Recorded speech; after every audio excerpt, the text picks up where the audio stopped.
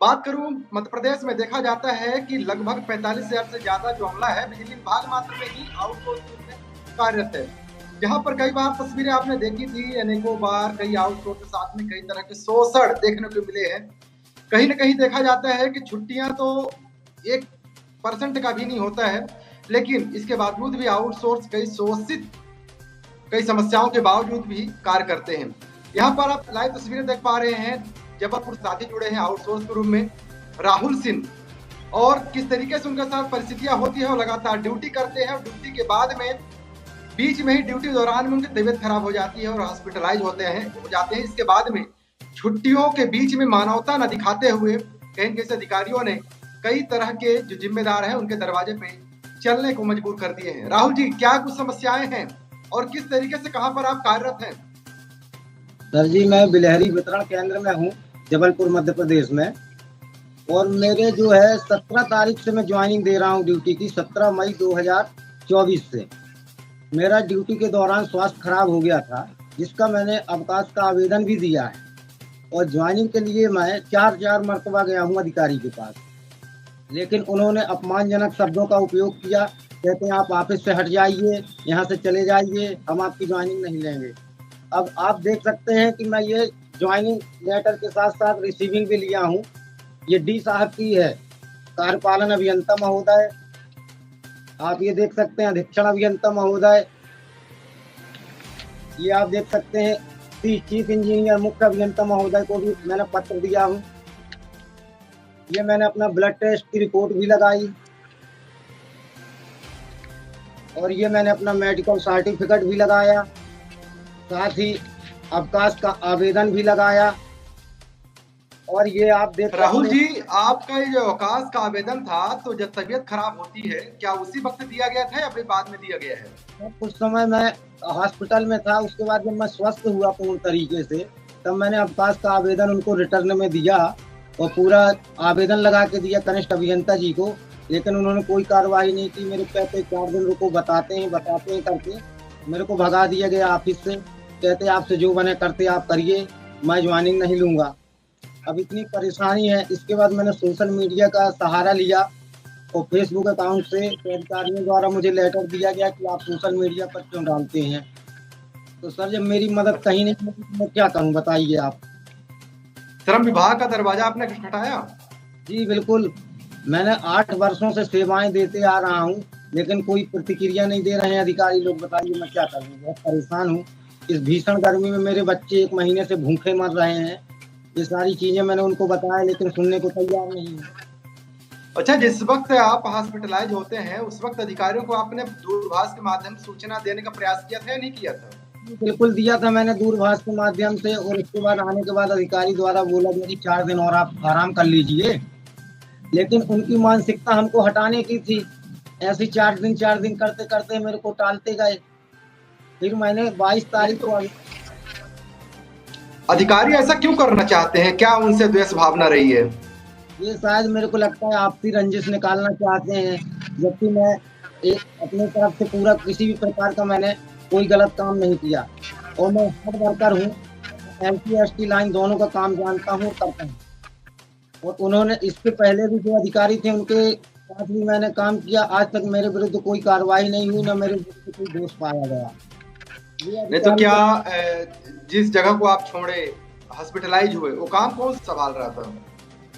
उस जगह पे काम मैं जो संभाल रहा था, उस जगह भी वर्तमान में दूसरे लाइन मैनों से काम लिया जा रहा है।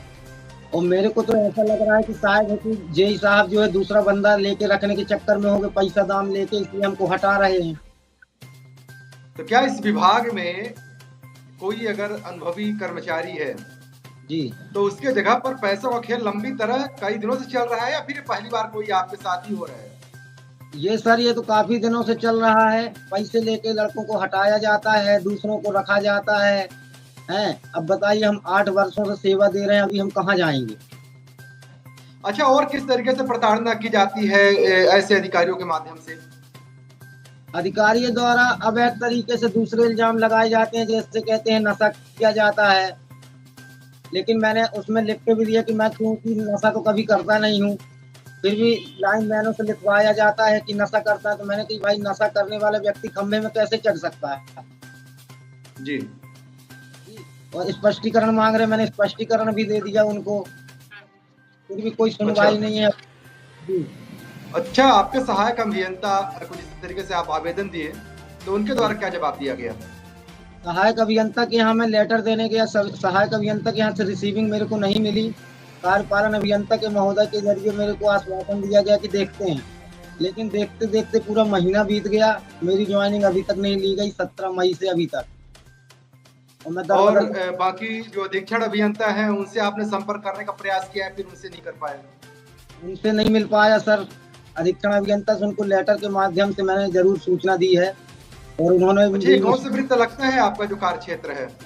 कार्य क्षेत्र हमारा ये लगता है नगर संभाग दक्षिण, रामपुर आरईएस जोन, जबलपुर मध्य प्रदेश, वितरण केंद्र तो बिलहरी। साथियों, पूरी तस्वीरें बता दूं, एक आउटसोर्स का दर्द लगातार विंध्य प्रदेश टीवी में आप देखते रहे होंगे और लगातार जिक्र होता रहा है। हालांकि राहुल जी का आप पिछले वीडियो में भी थोड़ा सा देखा होगा कि छुट्टियों का किस तरीके से समस्याएं होती है, कोई विकट परिस्थितियां आ जाती है, उस वक्त किस तरीके से समस्याएं खुद पर झेलनी होती है, और किसी विकट परिस्थितियों में मैदानी कार्य करते हुए किसी तरीके से अगर तकलीफ हो जाती है या फिर तबीयत खराब हो जाती है, उस वक्त आउटसोर्स कर्मचारियों को बाहर का रास्ता भी कहीं कहीं दिखा दिया जाता है, जिस पर जिम्मेदार अपनी मौज साध लेते हैं और पैसे के दम पर, जिस तरीके से राहुल ने बताया कि पैसों का जो खेल होता है उस पर अपने बंदे को किस तरीके से भर्ती किया जाता है, ये कहीं न कहीं से बड़े सवाल हो जाते हैं।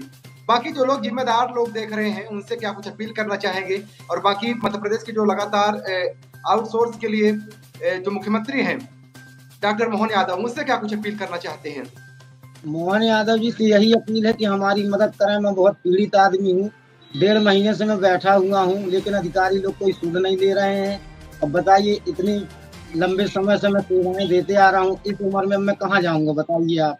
तो मैंने इसकी 181 में भी शिकायत की है, जिसका निराकरण अभी तक कुछ हो नहीं पाया है। तो मोहन यादव जी से मेरी हाथ जोड़ के विनम्र निवेदन है कि हमारा एक आउटसोर्स परिवार का ध्यान रखें, हमारे बाल बच्चों का ठीक है भी। राहुल जी, विनम्र टीवी से अपनी समस्या बताने के लिए बहुत बहुत धन्यवाद, आभार। और बाकी जो साथी देख रहे हैं इस वीडियो को जरूर अन्य चाहे तो शेयर करिएगा। ये बड़ा एक पेचीदा मामला है, एक इंसानियत को भी शर्मसार करने का एक दृश्य है। किसी के परिवार को किस तरीके से मारने का प्रयास किया जाता है, परिवार को दबाने का प्रयास किया जाता है, किस तरीके से मानसिक रूप में प्रताड़ित करने का प्रयास किया जाता है। आप सीधी लाइव तस्वीरें आप देख सकते हैं किस तरीके से एक आउटसोर्स का दर्द है, कोई समझने का प्रयास नहीं कर रहा है।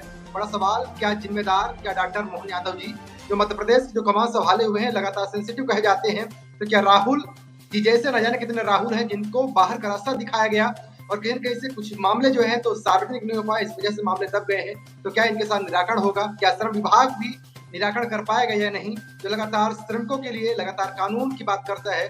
चलिए, आप ये जो भी तस्वीरें होगी विंध्य टीवी के साथ में लगातार